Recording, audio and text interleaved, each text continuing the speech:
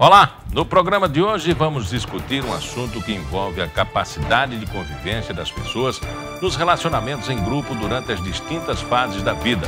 E vamos conhecer os reflexos comportamentais dessa busca pela adaptação social.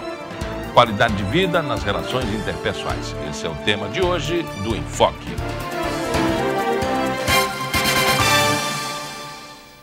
Boa noite. Para debater o tema do programa de hoje, convidamos para estar aqui conosco a psicóloga e enfermeira Cícera Albuquerque, que também é professora de saúde mental da UFAL, coordenadora do Laboratório de Inter-Relações Pessoais e Relações Comportamentais. Já se sabe que o convívio coletivo garante a saúde do grupo e enriquece o indivíduo que se dispõe a dedicar-se à arte do diálogo. Neste bloco, vamos traçar um panorama dos tipos de convívio e dos benefícios resultantes das boas relações humanas. Boa noite. Boa noite. Quais são os segredos das boas relações? O segredo das boas relações está em ouvir o ser humano e perceber toda a manifestação emocional que esse ser humano apresenta.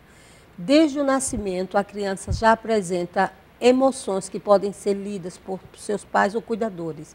A exemplo, quando a criança está desconfortável e aquilo emocionalmente a afeta, ela chora, ela começa a se mexer demais, ela começa a apresentar sons de desconforto. Ali já está uma linguagem de que há um desconforto. E nessa relação interpessoal já com seus cuidadores desde o início, quando eles estão atentos a isso e traz o conforto para essa criança, ela já percebe que é um ser humano importante, um ser humano que está sendo escutado as suas demandas emocionais e se sente afetivamente cuidada e naturalmente amada. Então, desde o nascimento até durante a gestação, essas sensações emocionais já são captadas pelo concepto e quando há o nascimento, durante todo o período da infância, esse cuidado de esse outro, de estar interagindo, compreendendo, sentindo e percebendo as manifestações de conforto e desconforto, que são as primeiras manifestações no campo da relacionalidade. E quando isso é feito uma leitura pelos cuidadores, e os cuidadores manifestam cuidado, a criança já se tranquiliza, já aprende a estar em campo de segurança e proteção. Ela já se sente protegida. E se sentir protegida e amada é o primeiro espaço em que nos dá a possibilidade de termos uma expansão de relacionalidade externa. O primeiro campo é esse campo mais básico, né, que é o familiar. É a partir daí que se dá também uma boa relação, ou seja, é a partir daí que também a criança sente que ela pode dominar o meio também, que as crianças têm reações de domínio.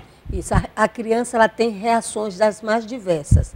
Agora, se aquelas reações, quando ela manifesta, faz com que o adulto se manifeste em prol do benefício dela, ela começa a aprender que se gritar, se chorar, vai fazer com que haja deste adulto uma concessão daquilo que não era concedido. Então, ela aprende. Ela aprende de quê? Quando eu choro, meus pais atendem. Quando eu grito ou eu esperneio, eles cedem aquelas concessões ou normas que foram infligidas. Eu diria assim, eles são condescendentes. Aí, neste momento, ela começa a aprender a utilizar destas emoções de forma negativa, a ter ganhos, não é? Então, por exemplo, uma manifestação de ira ou de raiva por ter um não numa loja de brinquedo, por exemplo. Uma criança vai a uma loja de brinquedo, quer um brinquedo, e o pai ou a mãe ou o seu cuidador diz, você não vai ter esse brinquedo. E ela chora, e ali o pai ou a mãe ou esse cuidador faz a concessão, ela aprende que se chorar, espernear, ela alcança o desejo. Então, ela vai aprendendo a utilizar essas emoções de forma negativa, mas obtendo ganho. Cabe o adulto a entender que, enquanto a criança é frustrada, ela precisa só ser compreendida que foi frustrada, que vai passar aquela sensação e que o não deve ser continuado. Porque o que acontece com o adulto é que o adulto não tolera ou não suporta ser o frustrador da criança. E a frustração ela é muito bem-vinda, ela é importante para o crescimento e desenvolvimento humano. Então, as emoções, na realidade, elas podem ser utilizadas de diversa forma, tanto pela criança quanto pelo adulto. Quantas pessoas no campo do trabalho ou no campo amoroso utiliza da emoção para manipular ou controlar o outro? E existe uma hierarquia entre, por exemplo, bebê, mamãe, bebê, empregada, amante, mulher, patrão, empregado? Eu não diria que existe uma hierarquia, existem relações que nós chamamos de dominação. Todas as relações elas deveriam fluir na horizontalidade, ou seja, cada pessoa ter o espaço de manifestar o seu descontentamento ou então a sua alegria, porque emoção é alegria também, ela se vem com manifestações muito positivas. Então, no campo da hierarquização da relação humana, um exemplo, pai e mãe são as autoridades maiores. Quando os pais se deixam manipular ou se deixam conduzir por filhos pequenos, significa que houve uma inversão de papéis. E essas inversões de papéis fazem com que a criança se torne maior do que ela é. Então, ela passa a ditar para os pais aquilo que deve ser feito. Ela não tem maturidade para isso ainda. Então, no sentido de autoridade, no sentido de conduzir, nós temos a relação de que pais têm o papel de serem os condutores. Mas a senhora falou de uma coisa muito importante, que dentro dessa hierarquia existe o sentimento de culpa, do não. Isso. Então, eu diria assim, hoje nós temos a dificuldade de lidar com as nossas culpas, de lidar com o sentimento de que frustramos uma pessoa amada. Então, isso tem feito com que as pessoas sejam, às vezes, tolerantes ou permissivas em situações que jamais elas seriam. Então, os pais precisam compreender, e até um relacionamento amoroso, ou o cônjuge, ou o parceiro, ou o companheiro, precisa compreender que tem situações que é necessário dizer não com muita tranquilidade. E dizer não significa educar. Então, lidar com o sentimento de culpa passa por um conceito que temos de que, quando dizemos não, ou quando frustramos o outro, estamos fazendo algo errado. E, na verdade, não estamos. Quando se diz o não e depois se aceita o choro e aí se resolve acatar aquela solicitação, essa relação, ela começa a ter um problema de hierarquia, ela está complicada? Primeiro, a gente tem que entender o seguinte, quando se diz um não, imaginemos que o pai ou a mãe disse um não para um filho que queria ir ao cinema, um exemplo, num momento que ele deveria ir para a escola. E o pai disse, não, você vai para a escola. Então, se o filho chora e o pai permanece firme, o valor da nossa família aqui durante esse horário é horário de escola e de estudo, e se o filho chora e vem ao pai pedir um abraço, até precisar de um acolhimento ou de um afago, não tem nada contraindicado para isso, pelo contrário. O filho sente que tem suporte para manifestar aquele sofrimento ou aquela frustração. Isso é uma questão. Agora, o problema está em quando o filho chora e o pai faz a concessão. Ele cede, não, então agora você vai para o cinema, então agora você vai fazer o que você quer. Isso vai ter consequências tão ruins no futuro em que este jovem, primeiro, vai aprender a lidar apenas com a própria vontade. Não vai ter competência, não vai desenvolver a habilidade humana de lidar com o não, com a frustração, com o recomeço, com o perdão. Entender que amar não é você só dizer sim. Amar significa você ter um projeto de vida para um filho e que em determinados momentos você vai dizer não para ele. Agora, esse não, ele precisa estar calcado, baseado em algo muito forte, que seria a justiça. Eu sempre digo o seguinte, os pais, em determinados momentos, quando eles vão dizer não, eles precisam entender que emoção eles estão sentindo. Quando um pai dá um comando ao filho, e esse pai ou essa mãe estão com muita sensação de raiva, sentindo suas próprias frustrações, ou sentindo intensamente culpa, então muitos se tornam, às vezes, até violentos com os filhos para tentar impedir com que os filhos manifestem aquela emoção também.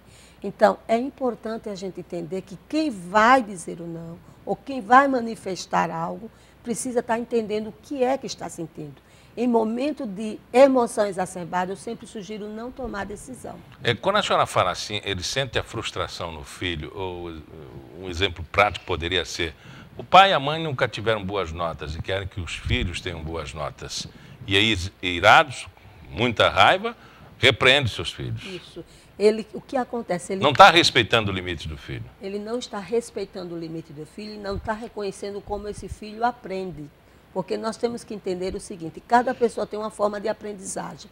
E o campo da afetividade, o campo da relacionalidade na família é um espaço extremamente positivo para a aprendizagem. Quando esse espaço se torna negativo, a criança ou o adolescente pode tirar notas ruins também. Quando é um espaço em que é muito autoritário, um espaço em que a criança ou adolescente não pode se manifestar, ou então onde ele não tem voz, ou então um espaço em que há muita permissividade. Então, esses são espaços que se tornam espaços muito negativos para esse jovem. A nota ruim que um jovem tira, os pais podem ver como uma oportunidade para esse jovem melhorar e evoluir. Ou seja, o que está acontecendo com você para que você tenha tirado essa nota. Isso cabe o diálogo, o diálogo entre pais e filhos, a escuta. O que foi que aconteceu? Ele sempre tirou notas ruins? Ou foi um episódio? O que está acontecendo na vida desse jovem? A nota é um sintoma, é uma consequência, porque muitas vezes a gente vai só em cima da nota, mas durante o período do semestre, será que esses jovens foram acompanhados, essa criança, foram acompanhados no seu dia a dia? Vamos lá, filho, agora é hora de estudo, esse não é horário de televisão, que isso são normas e padrões e valores que a família deve adotar com muita amorosidade, que dá limite e ajuda o jovem a se organizar para o estudo. Quando a coisa está sendo resolvida no grito e no castigo, aqui a coisa não está indo bem. Eu digo que grito e castigo não resolvem. Grito e castigo silencia, torna o indivíduo, ele fica sufocado pelo grito e pelo castigo, ele não manifesta. Mas aquilo vai sair no futuro com depressão, com uma doença orgânica, vai sair de uma outra forma, porque na realidade o que precisa é pais ouvirem seus filhos e filhos ouvirem os seus pais. Então, nesse ambiente de diálogo, então essa criança, esse jovem, aprende a se manifestar e a permitir que outros se manifestem quando ele vai para o mundo do trabalho. Então, quando a gente chega no mundo do trabalho, que vê pessoas muito desconfiadas, pessoas com dificuldades de ouvir, pessoas que só querem ser chefe, né? Parece-me que tem muitos que só querem ser pais no trabalho, ou seja, só querem ser autoridade. Pode ter certeza que se você procurar na vida familiar, ela teve uma vida familiar com muitas lacunas no campo da relacionalidade. Nós vamos fazer um breve intervalo e na volta retornamos à discussão do enfoque desta semana, qualidade de vida nas relações interpessoais. Até já.